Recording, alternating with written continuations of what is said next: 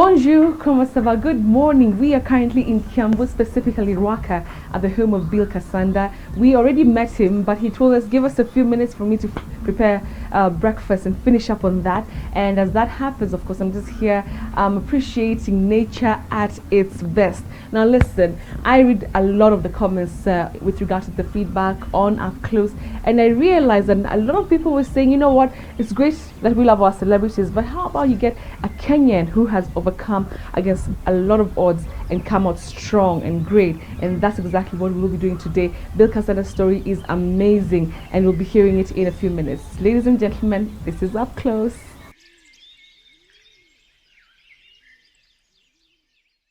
Hey, what's up? What's up? How you doing? I'm easy. Yourself? Finally. How is your morning? Oh, wow. Okay, so we'll talk about that in a minute. Yeah.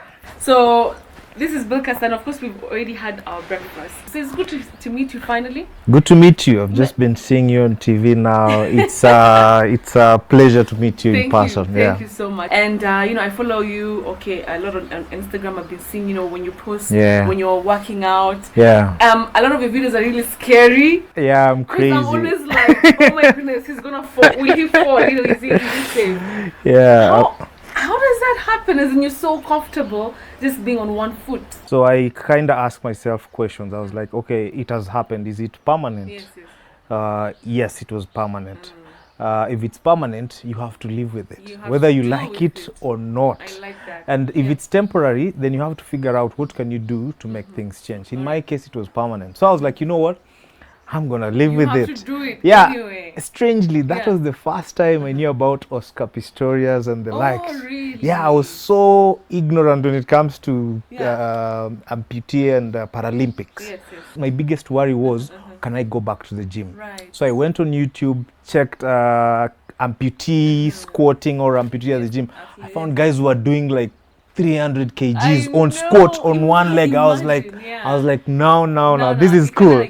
It gave me hope. I know you're a marketer. I know you're an interior designer. As in so many things. Yes. So before we get to that, how did you end up that you lost one leg? We used to go to Kiambu Ring and we used to call it twist. Yeah. Twist. So we used to go to the twist and just twist on a Sunday. Those were the days. We used to really enjoy those days. So when it got to 2015, then there was pressure. I was like, I wanted to race. So then the opportunity came. I said yes. Then Styles Racing picked me up. Right. Yeah. So Styles is like a huge, like a father figure when it came to biking to me. So we started racing. Then on that day, 2015 October. So wait, you're too fast. Hey, slow down. Okay, cool. So first of all, so here you are. You have your bike. I got my bike. Yeah. So at this point, you're just riding it for the fun of it. And strangely, when I bought my bike, I started riding for the ladies. Oh, hey, what's up? I started riding for the ladies. Yeah, to impress. How old were you at that time? I was around 23, 24. That's early. Yeah, Mapema. Yeah, Mapema. I wanted to be that guy in the hood where Bill the biker. Bill the biker. Yeah. You just get there. Yes, exactly. Yes. So that was the main reason why I was like, I really wanted to get to the bike. I wanted the attention. I started shifting from riding for the ladies to really ride for myself and for the enjoyment. For the enjoyment, for the fun. Then it turned out to be a hobby. Then my friends around where I used to stay at that time were like, okay, let's go to ride and other bikers. So then riding with other bikers. Then I started exposing myself to other platforms. So when it came to 2015 October, that was the day I was now racing. I was racing like I was a rookie. It was my first time to race on such a platform. We had done other competitions, minor competition, but this was major. This was the ultimate. Right. This is where every biker wants to be. Okay, and finally you got there. Finally I got there. So the day came. So we go towards the end. Then whoever gets there first gets to be the first one. Gets to be the first position coming back. So we went up. I got there first. I kind of just overtook those guys at the finish. finish. Yes. And the guys who I was racing with, they were so big and they were so experienced. When that happened, it like wowed everybody. So coming back, everybody was putting their A game on this. Everybody wanted it so bad. And I can imagine, you just take the pressure. Yes, the pressure, the adrenaline, you're not even thinking, you just want to win. You don't know how, but you just want to win. So my weakness was starting. So these guys were so good at start. So they could start and they're gone. So for me, starting, I really had to do so much. So going back when we started, they overtook me, the two of them. So the bike picked up speed and I was now following. I was chasing. So I chased them, then I got very close to them. So there was a very long stretch, like think 2 kilometer stretch. It's a one and a half, around 1 kilometer stretch. So we were on that stretch, pushing the bikes. We were maxing the speed of the bikes. Then we got to the corner. So this was the only opportunity. Whoever gets into that corner first takes it. Because the other challenges, there was no enough room to overtake. This was the only opportunity to overtake. So I told myself, I'm not going to brake until these guys at the front brake. That's the only opportunity for me to beat these guys. So I waited and waited, and while I'm telling myself I'm not going to brake, they're also telling themselves I'm not braking until I see. So we have like no one is braking. No one is braking, and we're getting so close to the corner. Then all of a sudden, the guy at the front braked. Then the second guy braked. Then I braked. But I braked after I overtook the guy who was literally in front of me. So I was at the middle. I'm number 2 now.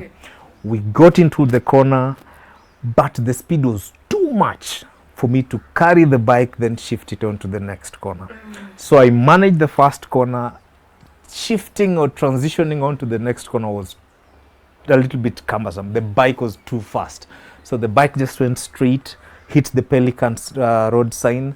Then I slided onto the bike. So the bike and the Pelican side were there. Then my feet went literally in. So while I tried to stand up, I kind of feel, I can't feel my legs. Both of them? Both of them. But the right one has too much blood. I'm like, what is that? By the time I was trying to figure out, the paramedics had already arrived.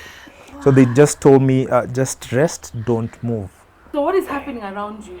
I can see. Conscious? No. Those are the two guys who were trying to. No, everybody has. God wanted me to see this, so I was conscious all along. So they went on. They kind of took off the boot. Then they told me, you know what? You've lost your foot. We want to rush you back to the hospital very, very fast so that they can put it back. While they load me into the ambulance, the pain got too much. I kind of feel that was the time I started speaking in tongues. So, and because of the ripples of the bumps on thicker road, so every bump we went through, the bikers were very, very helpful on that day. They went ahead a kilometer and cleared traffic. Yes. Those are bikers for you. They stand with you no matter what. So when we got there to the hospital, the doctors came, a group of 7. Then they said, because of how your foot kind of detached, there's no fine cut where you can actually you can't even figure out where the nerves are. So they told me, because of how it detached, we can't put it back. Now when they said they can't put back my foot, that was when it hit me, like, you know what, you don't have a foot, man. Like it's a joke. Like, but that's it was actually my ugly side making fun of me. You know what, Bill? You don't have a foot. So I was like, shit, I don't have a foot. What is a foot meant for? Walking. I can't walk. What? And I started crying. Then one of the other things that kind of made me cry so much was I was planning a secret birthday surprise to my girlfriend the next week. No. So I was like, shit, I've worked so hard to make it. But funny now, you were still thinking of birthdays. She was there. Actually, she came, she was crying. Then I was like, you know what, babe, I'm sorry. I was planning a secret birthday. She was like, what are you talking about? Concentrate on what's happening. She's so lucky, honestly. Yeah, you don't have a food. And you're just like, that's next to it. You know, yeah, she actually, I was like, okay, she told me, what is wrong with you? Just concentrate on what's happening. You know, my mind is like, okay, that birthday, man. Then when she told me to concentrate on what's happening, then the things started falling. I was like, okay, man, this is like the end. It was too much. Then I got discharged. What are your parents saying? What are people around you? Your girlfriend, Nobody knows what to say. Yeah. Everybody is silent. Everybody is looking at you. Actually, that was the most traumatizing, and it kind of got me depressed. Why? Because the people around me don't know how to talk to me. They don't know what to tell me. They are too overprotective. We'll talk about the whole, like recovery, especially the depression. I know you at some point you got depressed, obviously. Yes. And also, what you did after that. Yeah. But I want us to take your bike. Yeah. Funny enough that you're still riding. Yeah, man. How is that possible? Because we're going actually to. Is it even close to where you actually got the accident? Yeah, it's not close. But if you guys want, we can go to where I got the accident. I'm feeling like this one, all over. I know. But the fact that you actually are able to climb back on the bike. Yeah. As in that's some immense. And actually ride. Do you ride fast? I ride faster than I used to. Wow. People call me Mad Max. I never saw why people are calling me Mad Max. But after the accident, I was like, you know what? That name makes sense. Is it true you were doing 180? It was more than, we were doing close to 300 kmph on those streets. No way. We were maxing those bikes. Like, we were harnessing every little power from those bikes. I want to see you on the bike because you normally do it. Yeah. I don't think to say like bike only to enjoy. I know. Cool. Bill, it's so good to spend the day with you already. I'm so excited. Those stories, because I used to be an adrenaline freak, and I used to go for those. Does it scare you? It does, because no, I actually remember. I remember being in those in Kiambu and seeing all the bikers and what they would do. And that used to give me so much excitement. Yes, I know. But now to imagine that could lead to what we have here. At the end of the day, life moves on. Life doesn't know if you have a foot or not. It keeps counting. Alright, so we'll get onto the road and our day continues. We also will be going to the gym. You have to see what this guy does in the gym. Today I'm not even going to work out with you. I'll just sit back and just cheer you on from the bench. Alright, so it's a Upclose and it's amazing to spend the day with Bill Kasanda. Let's continue our day.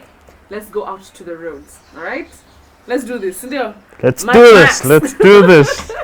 So after that hearty conversation, we're about to head out to Kiganjo, where the accident actually happened. And Bill is currently preparing Mad Max. So this is the other one, the new one, yeah? The BMW F800 Sport. Yeah. How is this? This is not obviously the same bike? No, it's not the same bike. Yeah. Yeah, this is more like a commuting bike. Yeah, it's not a racing bike. It's not a racing bike. Thank God it's not a racing bike. So that you don't feel any sort of way, some type of way whenever you get on top of this bike? No. So we head out to Kiganjo. We go there. We continue dealing with this, with what happened, and then we also see you, on top of the bike. I think it's gonna be exciting. I'm excited. See ya. Aya, tutafuata nyuma pole pole. Hamna shida.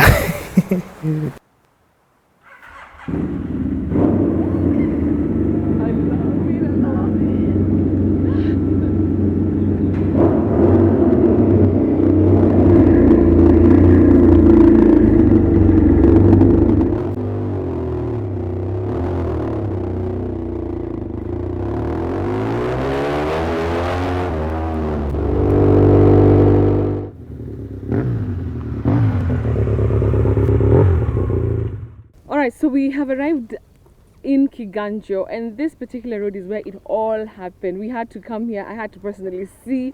And Bill, Mr. Mad Max, I think I'll just be calling you Mad Max. Does it bring bad memories? No, it's fine. It doesn't. Yeah. So now coming back here, how many times have you come back to this particular road to ride your bike?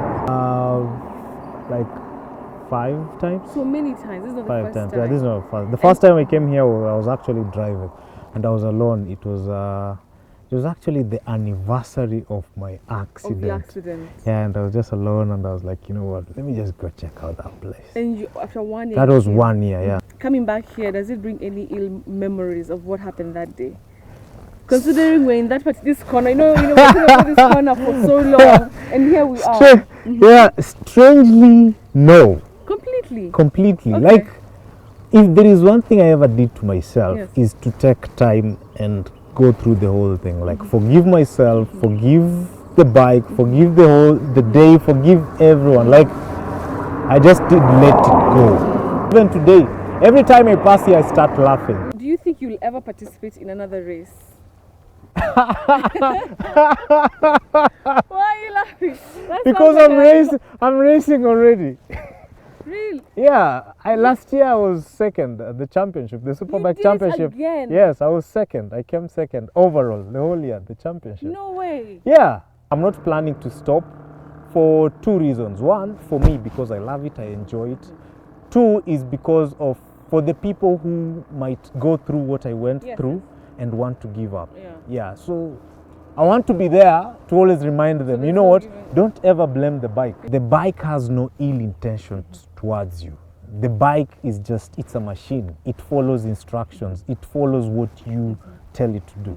So even if you find yourself in an accident on a bike, it's just a bike. It's just like tipping yourself on a rock while walking. Yeah, that's one thing people need to understand. Yeah, but one thing people need to understand, the bike is very, very unforgiving. It doesn't entertain jokers in discipline. It's very ruthless. So you really need to take a lot of time to really understand the bike you're riding before you even decide to do stunts or even race. Obviously, we cannot leave this place without seeing you just, ride. Just make sure you come back, so slowly, pole. So, hakuna haraka. It's not me. It's the bike. Just in case of anything, it's the bike. All right, let me hand this over to you, sir. Mad Max. I love this.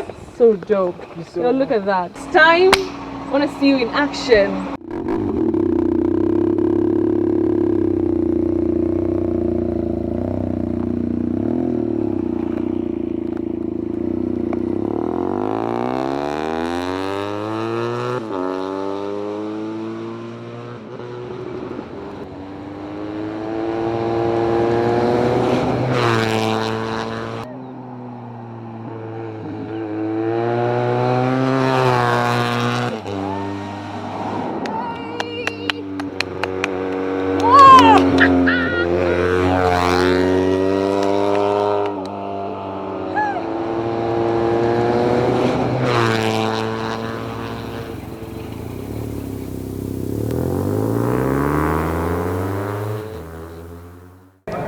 Alright, so ladies and gents, it's afternoon already and we're currently in what is arguably one of Kenya's most intimidating gyms, but also I have to say one of the coolest, Alpha Fit on Ngong Road.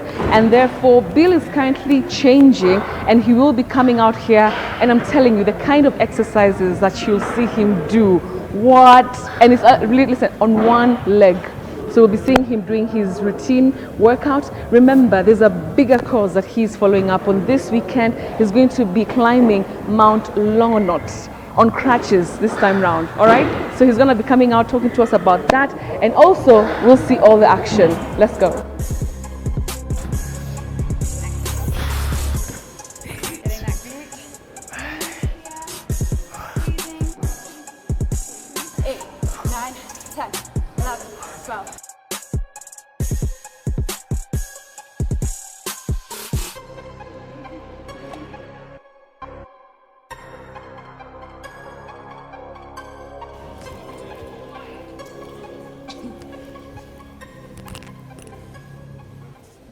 So, how was that workout? It was good. Worked a little bit of the abs and the glutes. Yeah. So I had fun. So, sir, you said you normally work out like 5 times a week. Yeah. And we sometimes actually even go to 7 times a week. Yeah. Was it like that before the accident or? I started working out when I was on my wheelchair. What? Yes. So you do like what? Like what would you possibly? Like I would wheel myself to a bench, jump onto a bench, do some workout, go back to the wheelchair, wheel myself onto the next. So let's talk about that. I think it's like a course you've taken. Yeah, Mental wellness, mental health awareness. For me, I'm lucky because I opened up to somebody who really guided. Yes, who really guided me through. Was that somebody? Your girlfriend? No, it was actually somebody online. Strangely. No way. Yes, Somebody yes. on Instagram? Not Or Instagram. Facebook? No, it was a professional, professional guy from the UK. Yeah, he was a psychologist. So we started talking to him. I actually paid for the service without anybody knowing about it. So I would be sitting on my laptop. Guys are thinking I'm just on my laptop. I'm chatting him. I would video call him. We would have a conversation here and there. How should somebody seek help? You know, like how, especially men, you said it's not easy. Take yourself through the signs.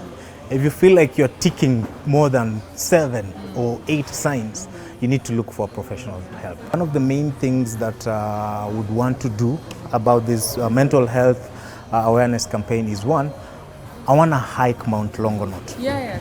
Yeah. Talk to us about that. I want to hike Mount Longonot on In, crutches. 2 days, Yeah, actually. on 8th. 8th of June. 8th of June. I want to hike it on crutches.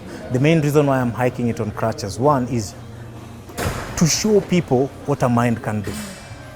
What a mind is so powerful than the body. It's not about the body, it's about the mind. The big course is to go all across the country, visit the 47 counties, spreading awareness about mental health. If you want to change history, you want to target a specific generation. And the best way to change is to target the next generation. The next generation are in schools, colleges, high schools. So I want to go talk to them. How much have you been able to raise so far and what's your target? Our target is to do 3 million. If we can have 3 million, yes, that will cater for the transport, accommodation, food, and we'll also bring on board expertise, psychologists and guys who deal with mental health to go with us through this journey. We want to reach as many people as possible. What is the one thing you want to leave people with? Things will happen. Yes. You can find yourself in a tough situation tomorrow. Always refer to this.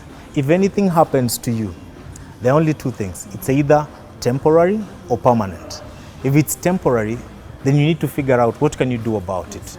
If it's permanent, my brother, my sister, you have to accept and move on. It's been so amazing, honestly, spending the day Thank with you you, so Bill.